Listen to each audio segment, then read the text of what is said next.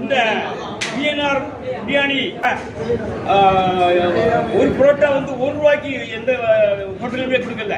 பிரியாணி வந்து ஒவ்வொரு ஹோட்டலையும் 170, 100, 150.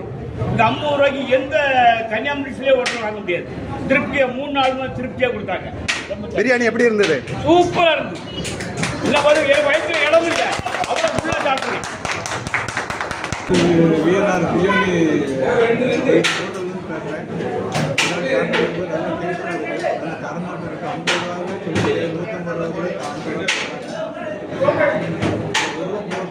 சரியான ரீதி எல்லா மக்களும் விரும்பி சாப்பிட்றாங்க. குழந்தைகளுக்கும் கொடுக்குற மாதிரி இருக்குது. கொடுக்குற மாதிரி இருக்கு. மேலும் மேலும் வளர வச்சு என்னோட வாழ்க்கை. ஐயா அந்த பிரியாணி எப்படி இருக்குது சொல்லுங்க. பெண்கள் தான் சொல்லணும். எப்படி பண்ணியிருக்கிறாங்க டேஸ்டிங்க? உங்களுக்கு எப்படி இருந்தது? குழந்தைகள் சாப்பிட்டுதா? ஓகே. காலேஜ் படிக்கிறோம். நான் பிரியாணி ஆஃபர் சாப்பாடு ரேட் கம்மியாக இருந்தாலும் சாப்பாடு டேஸ்ட்டு பார்த்தீங்கன்னா ரொம்ப சூப்பராக இருக்குது. 2 ரூபா கொடுத்துருந்தாங்க. ரொம்ப டேஸ்ட்டாக இருக்குது. கண்டிப்பாக வாங்க.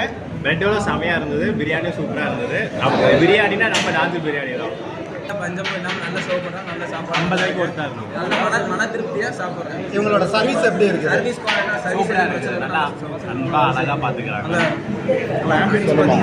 இவங்களோட சர்வீஸ் ₹50 பிரியாணினா இவங்க வந்ததில் எப்படி கவனிக்கிறாங்க? அருமையாக கவனிக்கிறாங்க. சும்மா 50 ரூபாய் ரொம்ப அப்படி இப்படி கவனிக்காம அழகாக கவனிக்கிறாங்க. ஏதோ ராயல் ஹோட்டலில் 5 ஸ்டார் ஹோட்டலில் சாப்பிட்றவே அழகாக இருக்குது. செட்டப்பும் ரொம்ப நல்லா இருக்குது. ₹50 கொடுக்குற பிரியாணியில் செம்மையாக ஒரு 2 சிக்கன் பீஸ் கொடுத்துருக்காங்க. சூப்பராக இருக்குது. பிரியாணி குவான்டிட்டியும் 2 ஆள் சாப்பிட்ற மாதிரி தான் இருக்குது. ஒன்றும் பிரச்சனை இல்லை. ஆம்பியன்ஸ்லாம் பார்த்தீங்கன்னா சூப்பராக இருக்குது. ₹50 ஒருத்தர் மனத்து பிரியாணி சாப்பிடுவாங்க, மன திருப்தியோடு போவாங்க. அவ்வளோதான். ரைட்டு. டிவியை சப்ஸ்கிரைப் பண்ணிடுவாங்க.